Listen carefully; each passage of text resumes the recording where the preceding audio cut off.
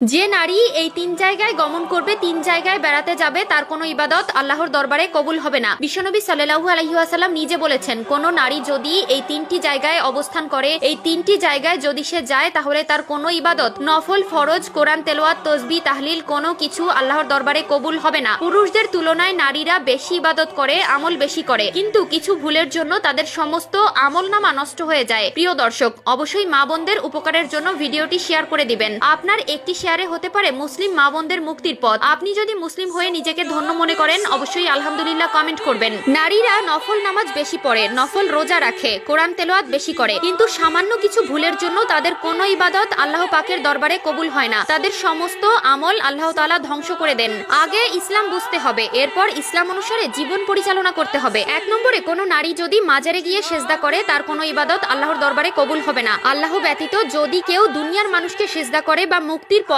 মনে করে, তার কোনো ইবাদত আল্লাহর দরবারে কবুল হবে না। বিশেষ করে পুরুষের চাইতে নারীরা বেশি ওজা, ফকির, মাজারের পীর, আউলিয়াদের বেশি বিশ্বাস করে। মা ও বোনেরা, অবশ্যই আপনারা মাজার পূজারী থেকে বিরত থাকবেন এবং এক আল্লাহর কাছে সাহায্য কামনা করবেন। আল্লাহ আপনাকে সাহায্য না করলে দুনিয়ার কোনো মানুষের সাধ্য নেই আপনাকে সাহায্য করবে। 2 নম্বরে, যে নারী ভাগ্য গণনা করে। রাস্তাঘাটে অনেক ভণ্ড দেখা যায় যারা হাত দেখে ভবিষ্যৎ নির্ধারণ করে। এগুলো যারা বিশ্বাস করে তাদের ঈমান নষ্ট হয়ে যায়। বিশেষ করে মা বোনদের মন নরম হওয়ার কারণে তাদের খুব সহজেই বশ করে ফেলে। আপনি যতই নামাজ রোজা করুন না কেন, আপনি যদি এই ধরনের ভণ্ড কার্যকলাপ বিশ্বাস করেন এবং এগুলোর সাথে জড়িত থাকেন, আপনার কোনো ইবাদত আল্লাহর দরবারে গ্রহণযোগ্যতা পাবে না এবং আপনি জাহান্নামী হবেন। ভবিষ্যতে কি ঘটবে আপনার জীবনে, কি আসবে কি যাবে, সবকিছুই আল্লাহ তাআলা নির্ধারণ করে রেখেছে। ভবিষ্যৎ সম্পর্কে জানার ক্ষমতা কারো নেই, তাই এই ধরনের কাজ থেকে নিজেকে দূরে রাখবেন এবং আল্লাহ তাআলার কাছে পানাহা চাইবেন। 3 নম্বরে, ওই ধরনের নারীদের ইবাদত আল্লাহর দরবারে কবুল হয় না যারা টিয়া পাখি দিয়ে ভাগ্য গণনা করে। রাস্তার পাশে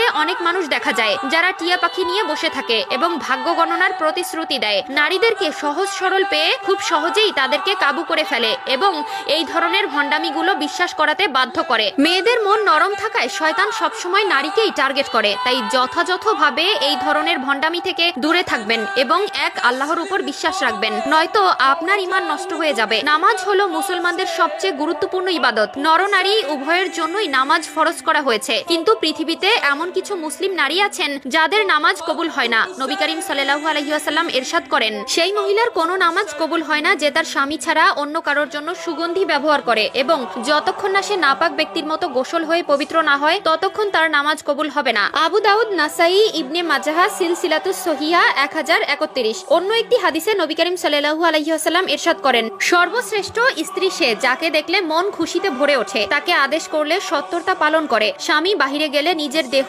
সৌন্দর্য ও ইজ্জতের এবং স্বামীর সম্পদের যথার্থ রক্ষণাবেক্ষণ করে। মুসনাদে আহমদ, নাসাই 3231।